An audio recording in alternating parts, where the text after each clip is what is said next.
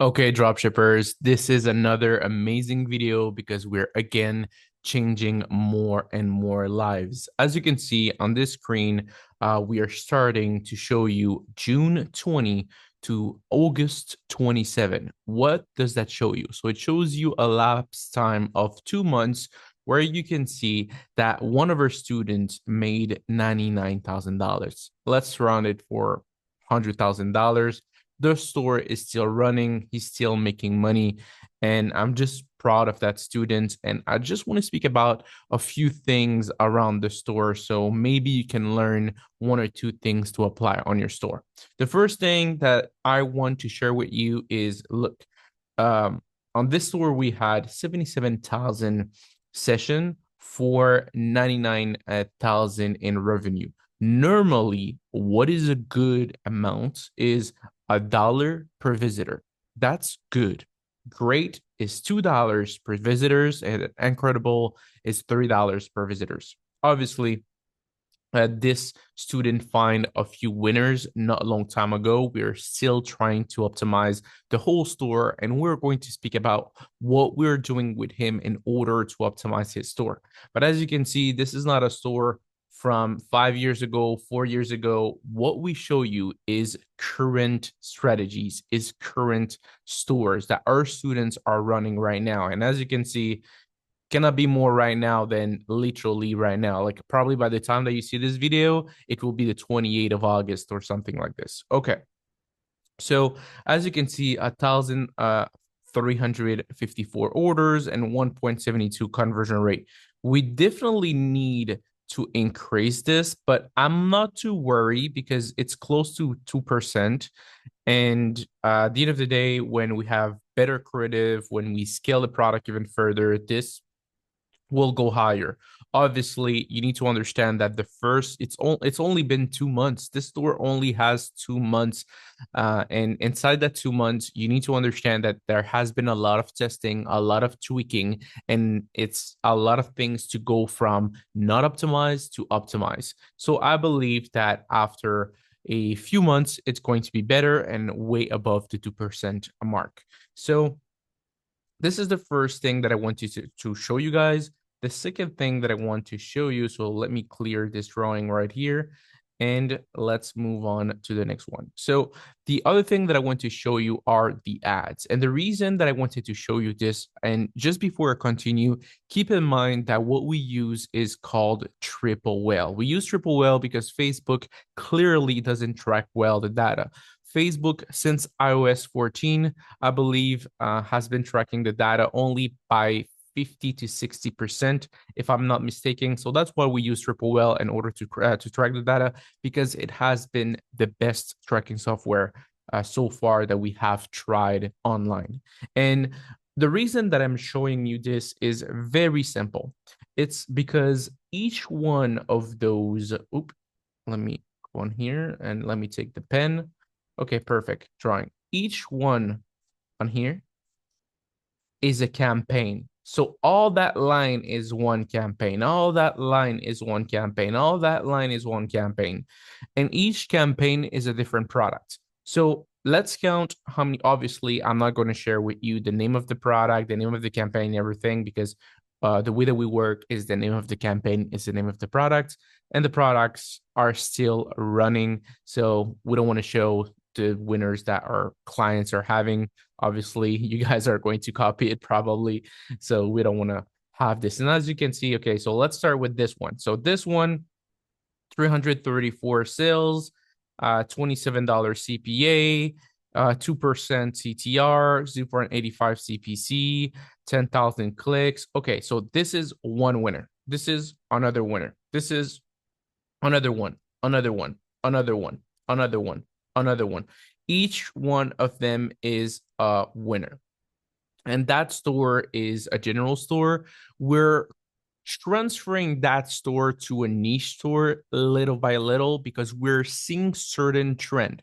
Obviously, we started very general, testing a little bit of home decor, clothing, jewelry, iPhone cases, a little bit of everything. But we saw a trend on a certain type of product that worked better. So we're going to niche down into it. because definitely that we have multiple winners in those categories. And as you can see, they're not scaling quite aggressively because, you know, the problem with most drop shippers is they're in a hurry. They see something like this, like, oh, I have um, two ROAS. I need to scale it as fast as possible, and I need to be fast. That's not the way that I like to do things. I like to build a big catalog of product that are making me sales consistently. And if they're scalable, like let's say this one was like crazy scalable. Well, I'm going to put more money into it, but I'm gonna go push something because what ends up happening is if you push a product too hard, then you're going to end up with a very small profit margin. And that's definitely not what you want. So you want to make sure that your profit margin stays healthy. If like that's the thing, you guys are way too in love with numbers on a screen. So what do I mean by this is, and I was like this in the past. So I'm not blaming you. I'm blaming just the game, and you need to understand that this is part of the game, and you need to overcome this. So what do I mean? I mean that let's say, let me give an example of this one right here. So this product right here, 1.84 overall. And let's say that I scale this product. And let's say, I don't remember on top of my head, but let's say that my profit margin is $60. What does that mean? It means that after ad expenses, I pocket maybe $19, $20 profit margin out of every product sale. But now let's say that I scale aggressively. This number right here, the amount of purchases are going to be go up and extremely quickly. But the problem is this number will also go up quickly. So instead of having a clean 20 profit margin and letting like surf the wave, what is going to happen is that it's going to jump to $55, $50. And now I'm going to cut my profit in half. Yes, my number on the screen is bigger, but my profit will go down. So that's why I keep my profit very like steady, and I want to keep my product as well as steady as possible. I don't like to rush products unless they show me like this one right here. This one right here, the reason why I scaled it, it's very simple. It's because I think with everything, I have a $45 profit margin. So from 27 to 45 is like what, $18 profit margin. But when this product started, the CPA was $10. So I scale it aggressively, yes, from $10 to 27, but I had so many sales that it's okay. Like I'm making a ton of money. So I was about to say a bad word, sorry. So I'm making a ton of money. But if the CPA from the start was this number, then I wouldn't scale it as high. Why? Because what if the CPA goes to 35 or 40? Now what, I'm making $5 to $10?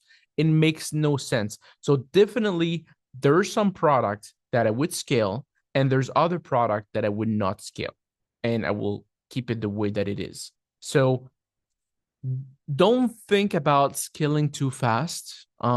It could hurt you, and it could, at the end of the day, lower down your profit margin. You know, those are the two biggest problem inside of dropshipping. Is one, people say they cannot find a winning product, and when they have one, uh, they cannot make actual money. They're like, oh, I just broke even with like 50K in sales.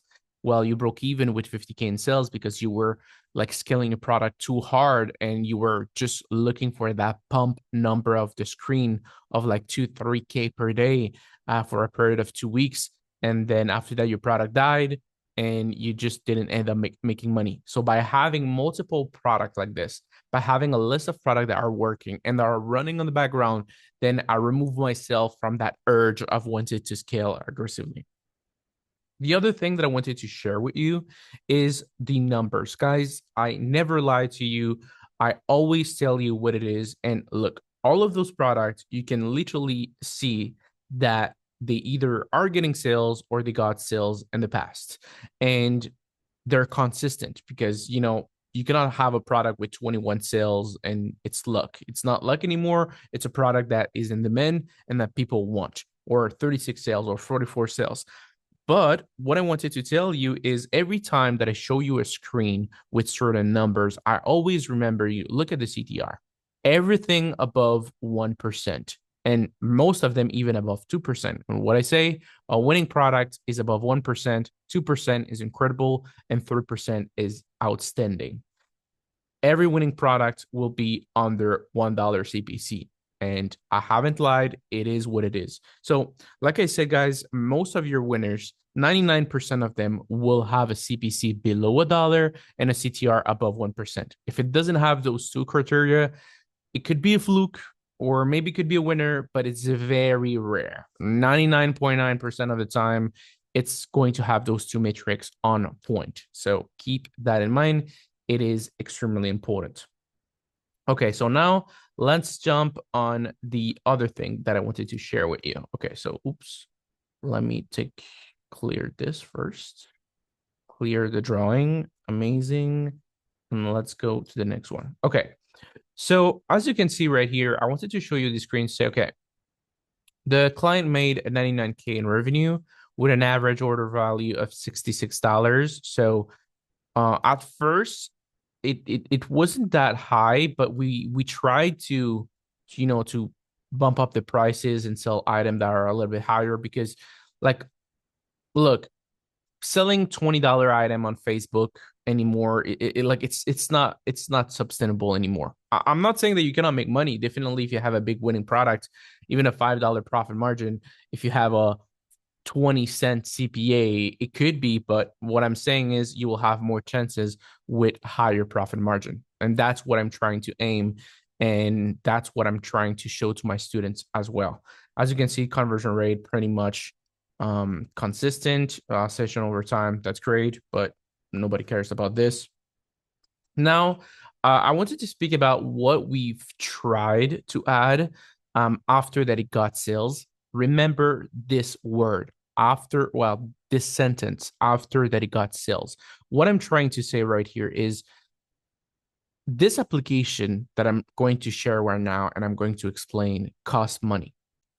If you are not making sales, if you don't have traffic on your website, then why are you trying to add applications that are just removing away money from you? So the reason that we've added those applications is because he's making money, so we want him to make more money. And it has been proven that you are going to make more money if you have upsells, cross sales, SMS marketing, and all of those things. And that's what we are trying to implement. Let's look at the data. So the data shows that with this only SMS marketing strategy, we had a 7% conversion rate. A customer first name, you left something at the store name, grab it now, extra 75% off, out on cart. So as you can see, 7% conversion rate sent to 294 people, 21 people converted. That's a return on investment with all the orders and everything of 4,000%. This is just craziness.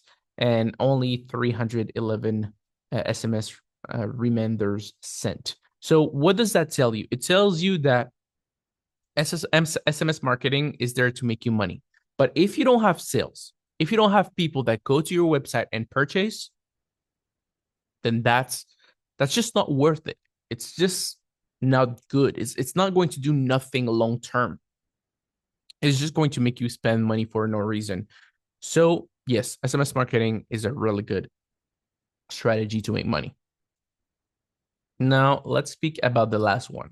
So the last one, this is a upsell. So a post-purchase upsells, and as you can see, it was installed 1 month later. So the moment that that client found a winning product, and on July 19 up to today, that upsells, well, those upsells, because it's more, we have implemented multiple things, it made an extra $3,000. So you're going to tell me that from July 19 to August 27, that's around a month, that application alone that cost maybe 20, 30 bucks generated an extra $3,000. That's insane. That's just that's just crazy money for an application that you just put a product on the end and that's it. Or maybe catalog of product to your product, that's it. But it is insane to me that it does this, and it is insane to me that 21 people converted from SMS extra orders that literally that client wouldn't have at all if it wasn't for SMS marketing. And this is craziness. So, guys, obviously, when it comes down to drop shipping, the first part is finding a winning product. How to find a winning product.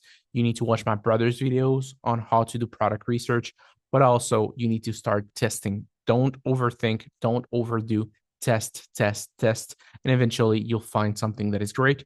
And then when you find something that is great and you make money and you're getting sales, you're getting orders, then you're going to implement SMS marketing. You're going to implement post-purchase upsells. And if you need any help whatsoever in any time of your journey, guys, this is Q4. It's the best time of the year to get someone to help you and to make money because Q4 is the most lucrative time for dropshippers. So yeah, this is the video of today. I love to review our clients' results. And if you want to have more videos like this, let me know down in the comments below. Love you all and see you on the next video. Peace out.